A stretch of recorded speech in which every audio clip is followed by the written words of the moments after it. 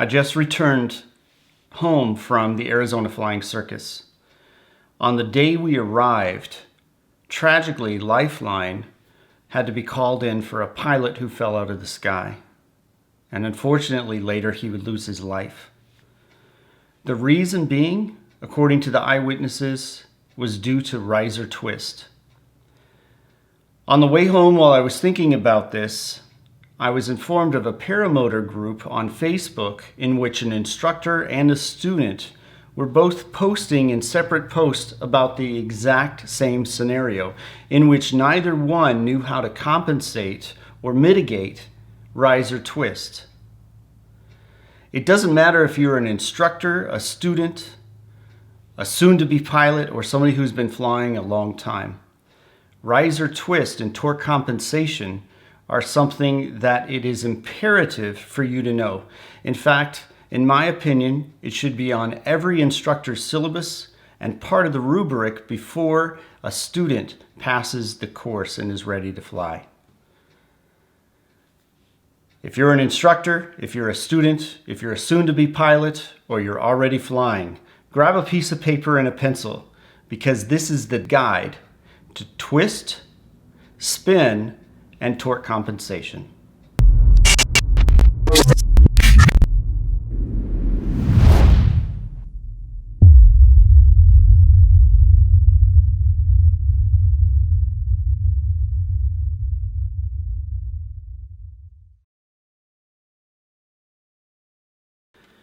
Riser twist is a direct result of a force or forces upon the paramotor as it relates to the wing that's above it. Now, when I say force or forces, a lot of times we're going to think of that as torque, but it's important that we define the word torque, because torque could mean a couple different things.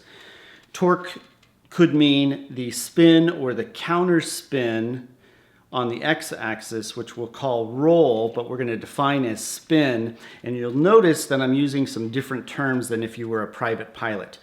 If you're a private pilot, you might determine the word spin as being on the z-axis, but it's important that we're congruent with the terms that we are to use in this sport. So let's go through a little bit of a definition of terms so we all know what we're talking about when we say torque or spin or twist.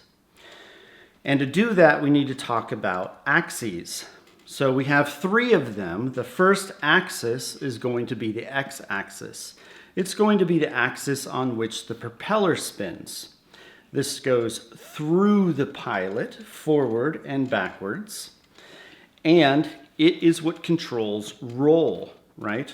But we're going to say that as spin. We're going to define that as spin. In other words, the spin of the propeller, or the spin or counterspin of the paramotor to the propeller. So spin is on the x-axis, and you can think of that as the roll. The second axis is going to be the y-axis, which comes in perpendicular to the x-axis, and it controls pitch, or the movement up and down, or the attitude of the propeller to the horizon. That's going to be pitch. Today I'm going to talk a lot about pitch and posture, because pitch and posture are imperative to understand, because they affect dramatically all of the forces that we're going to talk about today. So remember, pitch and posture are going to be on that y-axis. Next, we have the z-axis, and the z-axis goes from the top through the bottom of the x-axis, and we know this as twist. So anything that's going on the z-axis, we're going to call twist. And the reason we're calling this twist is because riser twist is exactly that. It's the movement on the z-axis relative to the wing and twisting the risers. Let's compare two different engines, one with the propeller turning clockwise, the other with the propeller turning counterclockwise, using very little torque compensation, so I exaggerate the spin and the counterspin. On this first video, I'm taking off on an Atom 80. This propeller is spinning clockwise, and so you can see that the paramotor wants to turn counterclockwise. Now, using very little torque compensation again on the same frame, here I'm flying a Moster 185. The propeller wants to spin counterclockwise, therefore the paramotor spins clockwise, and you can see the difference in both of these. It's important to note here that the force, thrust, and size of the engine, in other words, how powerful that engine is, have everything to do with the factors that go into riser twist. Additionally, so does the wing. As the wing gets closer to the position of a stall, the more likely you are to have riser twist. So if you're a smaller pilot using a bigger engine and you're at a high, steep incline angle, you have a better chance of having riser twist than if you're in a smaller engine, a heavier pilot with a larger wing that's in level and straight flight. Thrust and the angle of attack of the paramotor is the unknown factor here. Thrust can either right or upright the paramotor, or it can recline the paramotor depending on the angle of attack and depending on the relationship of the paramotor to a wing. The important thing to note here is that stopping the spin will always stop the twist. So letting off the throttle if you're starting to feel riser twist is the best thing that you can do as a pilot if you're starting to feel the effects of riser twist. We know that for every action, there's an equal and opposite reaction. So if our propeller is spinning this direction, which is counterclockwise for me and clockwise for you, but let me spin it the other way. So now it's counterclockwise for you. If our propeller is spinning this way, our paramotor is going to want to spin in the opposite direction to counter the spin of that propeller. So what happens when our paramotor starts to spin in the other direction? Well, if we have vertical pitch and posture, in other words, that propeller is straight up and down, what's going to happen is the wing is going to naturally counter effect that. So as the wing is directly above the plane of the propeller and the paramotor twists one way, the wing will want to automatically right itself. It's going to be very difficult for that wing to come around and follow the torque provided by twist. And so if we have proper pitch and posture, and what I mean by that is 90 degrees in relationship to where the wing is, you're going to find that the wing counter affects that spin or the counter spin of the paramotor.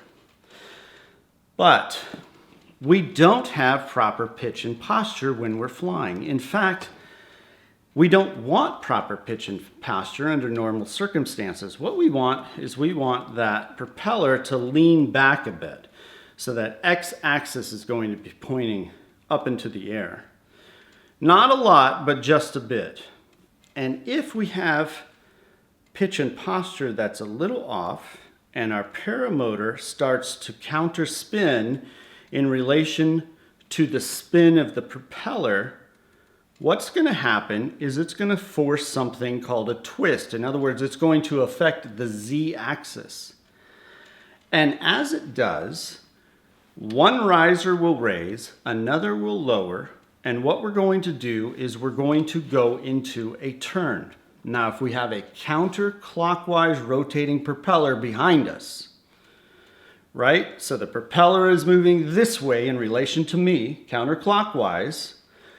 My paramotor is going to want to turn clockwise. What happens though, as it turns clockwise, because our pitch and posture is not entirely vertical, that spin will turn into a twist, and my twist will affect the z-axis to the left in relationship to me, to my left. And as my paramotor goes twist right, turn left, I'm now facing in this direction. My wing is going to want to go to the right. Now you're thinking, wow, that's got to be completely opposite. If I move the paramotor this way, the wing is going to want to go this way too. But it's not true, because what you're not accounting for is the pressure on the risers and those swing arms as we move back and to the right. Back and to the right puts more pressure on the right riser, which pulls down the wing on the right-hand side, and the wing is going to want to turn to the right.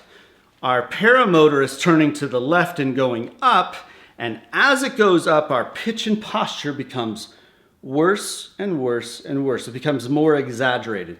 And the more exaggerated our pitch and posture, the more the spin of the x-axis is going to turn into twists on that z-axis, and it is going to exaggerate the problem of the wing turning to the right. And eventually what's going to happen if we don't counter this force is that the wing will go to the right, we will go to the left, and we're going to end up in a riser twist. Now at this point, some of this still might be confusing. You might still be scratching your head because I kind of went through that a bit fast, but we're going to go through it again. We're also going to put the paramotor on a hang test so you'll be able to visually see these forces in effect, and you'll get a better grasp of what I'm talking about. But let's break this down a little bit further. If you've read the Paramotor Bible, you may be using the terms horizontal torque or weight shift torque, right? Understand that those terms are using kinesthetic language, and I would rather use the definitive language of what's actually happening than what you're feeling. And that's why I use the term spin instead of weight shift torque, because what's actually happening is as the propeller is moving in one direction, as it's spinning in one direction, the paramotor frame wants to spin in the opposite direction.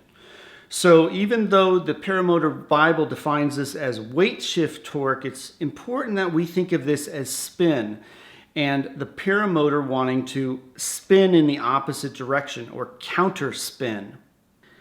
If we want to counter the spin of the paramotor moving this way, because the propeller is moving this way and the paramotor will want to move this way, and that pitch is pointing our x-axis up to the horizon, then we're going to get a twist in a certain direction. And what we're really wanting to do is we're wanting to stop the twist. And we do that by starting with stopping the spin. And there's several ways we can do that. The first way we can do it is with forced air. If you think of putting lamels on your netting, right? Or if you think of a Scout paramotor, both of those used forced air in order to counter the effect of spin. Basically, it's a windmill effect. So as the paramotor wants to counter the spin of the propeller, which is pulling in air, goes against that windmill effect, and it actually straightens out the paramotor, and it keeps it from countering spinning against the propeller. Another way to do it in a more predominant way, or what most paramotor companies do, and there's several ways to do this, is they'll move the engine and the pilot weight either right or left of the center of the wing. Now, if you're flying along, if you're a pilot already, and you feel the force of torque, right, which would be twist, it's that z-axis, pulling you and moving and turning you to the right, what you will naturally do is you will lean on your left cheek or cross your legs to put more weight on the left side of your paramotor in your harness to fly straight. What you're doing is you're moving more of your weight left of center, and that will keep you, if the wing wants to go right and you're leaning left, it'll keep you going straight. And the way most paramotors do this is through either offsetting the swing arms one direction or the other, or offsetting the risers to the swing arms one way or the other. Either way, you can think of it as this. You can either think of it as moving the weight of the paramotor and pilot left or right of center of the wing, or you can think of it as moving the wing right or left the center of the paramotor. Both are the same thing. Both are applying more pressure on one riser versus the other, and the pressure they're applying is to counter the effect of that twist and that turn that the spin and twist together will automatically give you. This is what most people talk about when they say torque. When you're talking about torque, most people mean the effect of both the spin and the twist in order to create a turn.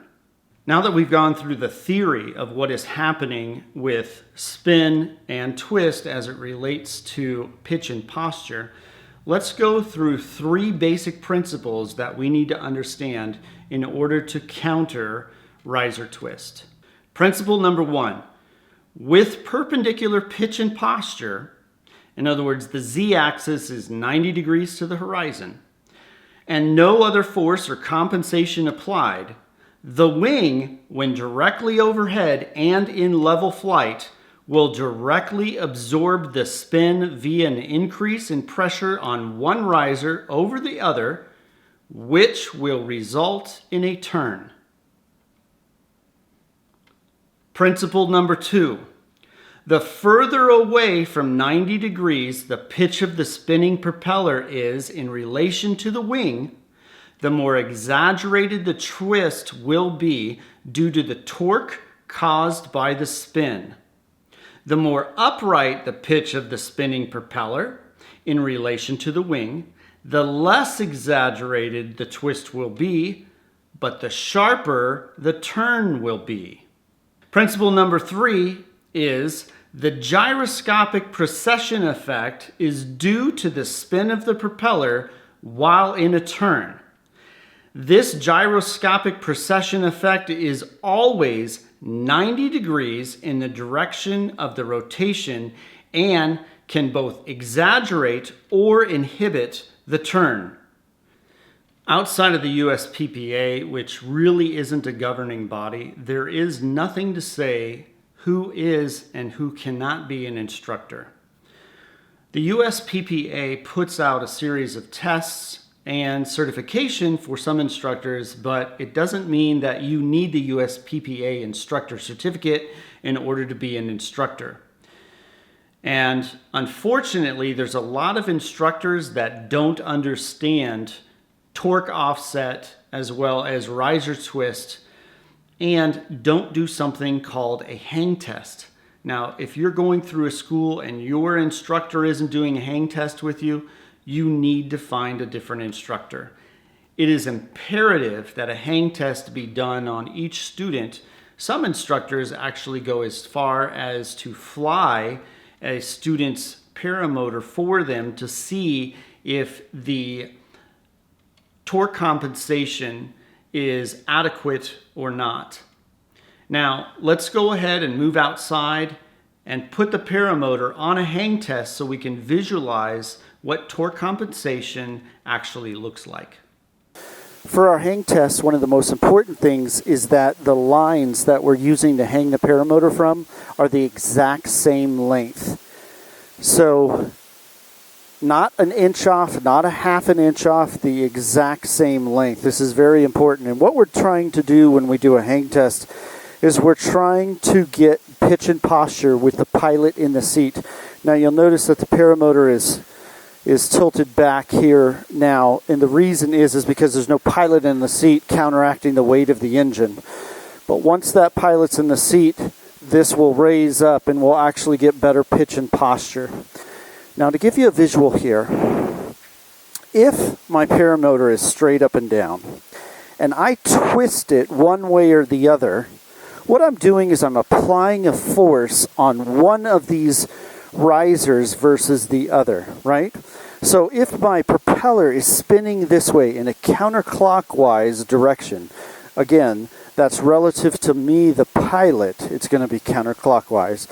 What's going to happen is if my pitch and posture is perfectly straight up and down, what's going to happen is the paramotor is going to twist the opposite direction. And as it does that, you can see what's happening to the swing arms. I want you to watch the swing arms as I twist this. I'm going to twist it to the right, and you can see that that left swing arm is going to go down because we're applying more pressure on this right swing arm. So if I'm twisting this way, I'm pulling down on this riser, lifting up on this one, and so I'm going to get a right turn. The opposite will happen, again, if I go like this.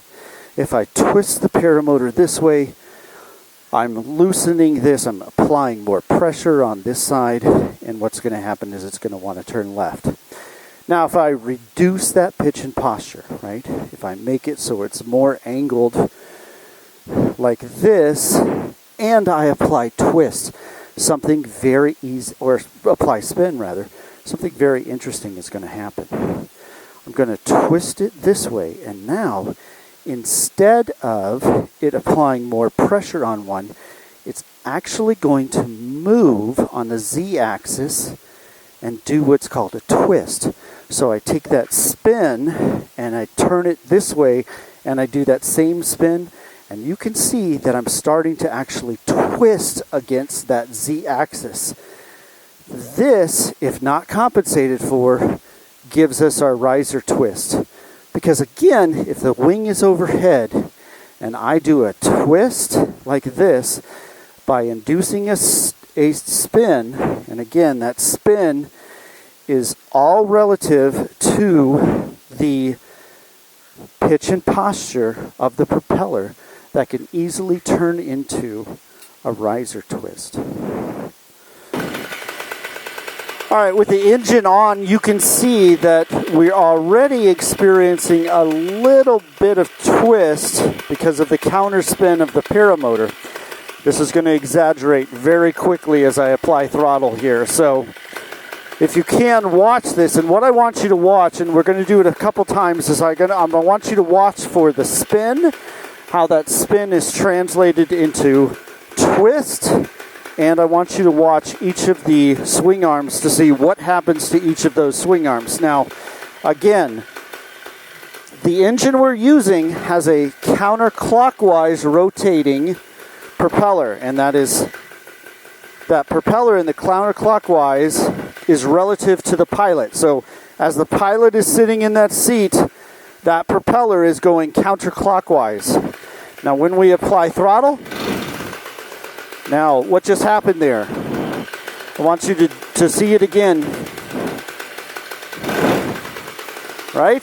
So what happened is the propeller continued to spin counterclockwise, but this time faster, and the paramotor wanted to counteract that by spinning clockwise, which turned into a twist, and that twist shifted the paramotor to the left. Let's look at that again. You ready? So let's go through that again now with the engine off, right?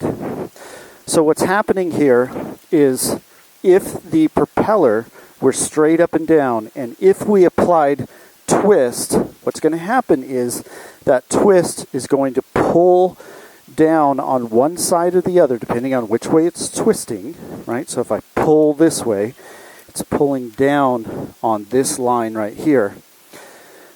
However, as I change my pitch and posture and I lean it back, that spin turns into a twist.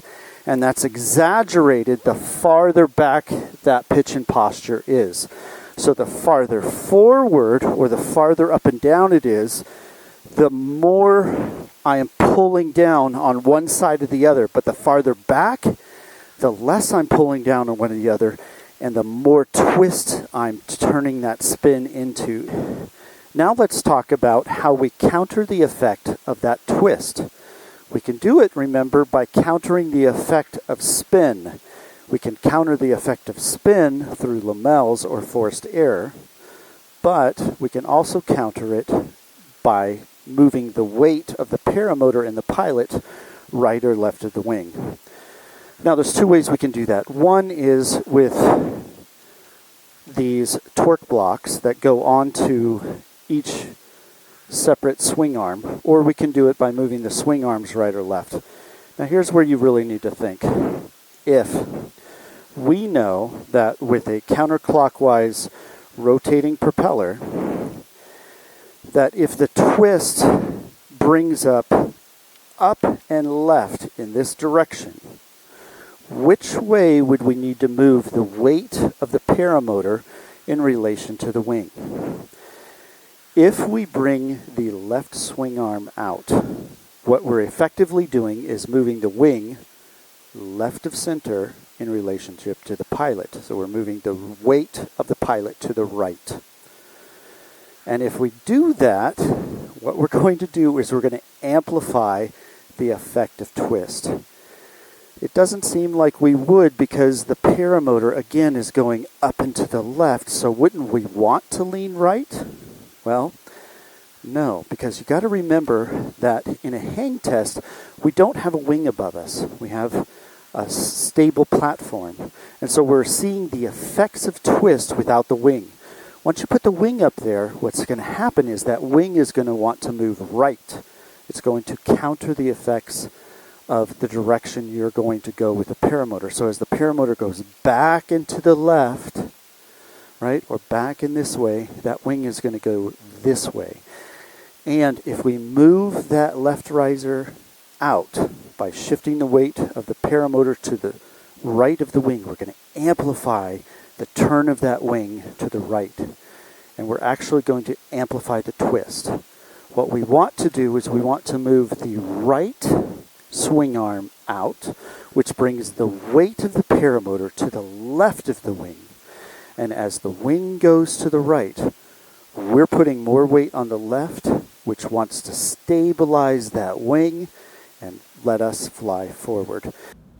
I hope that seeing the hang test helped you to visualize how the spin and twist are directly related to each other and how pitch and posture affects both of those. Now, one thing we didn't discuss was line of thrust. It's important to note that the line of thrust may not be the direction of travel. And as the pitch and posture starts to recline, that line of thrust starts going up and it will amplify that twist. So, the very first thing that you need to do, and it's very important, is if you're starting to feel riser twist, let go of the throttle. Immediately stop any power. Now, if your throttle is stuck, the best thing that you can do as you're trying to kill the engine is feet forward, chest forward, get the pitch and posture as vertical to the wing as possible, because it's a lot easier to counter spin than it is spin and twist. So once again, if you're starting to feel riser thrust, let go of the throttle immediately. If the throttle is stuck and you can't kill that engine, feet forward, chest forward, get your pitch and posture as vertical as possible, and then use weight shift to counteract that spin. Now, you might think at this point that the safest way to counteract spin is going to be lamels or the windmill effect using forced air. And you might be right, but I want you to consider this. If you do any or a lot of acro, I want you to think of being in an asymmetric spiral or perhaps the apex of a wing over, and as you're coming down and you have no throttle applied, in other words, that propeller is not spinning under power, understand that the lamels, that windmill effect, will still counter twist your paramotor even though the propeller is not spinning, which may be an adverse condition to what you're expecting. At any rate, it is best for you and your instructor to go through a riser test and a hang test yourself with your paramotor, not only to get the correct pitch and posture, but to understand what the best mechanism for countering the torque is going to be for you, your wing, and your style of flying. I want you to remember this. Pitch and posture directly affect riser twist. The less vertical the propeller, the more spin is going to turn into twist. And acceleration, or the throttle, will always amplify spin, which in turn will amplify twist. I hope that this video has taught you something, and I hope that no more injuries or deaths occur because of riser twist. Speaking of which, our hearts, our thoughts, and absolutely our prayers go out to the family and friends of the pilot who lost his life due to riser twist at the Arizona Flying Circus this year. I hope that his memory is not lost on allowing us to be more aware of the dangers of riser twist. If you've liked this video, and more importantly, if you learned anything from this video, please share it with others, because I think as pilots, we all need to know the dangers of riser twist. If you'd like to leave a comment below, please do so. I will try to respond to each and every one of them. And once again, thank you for taking the time to watch this video.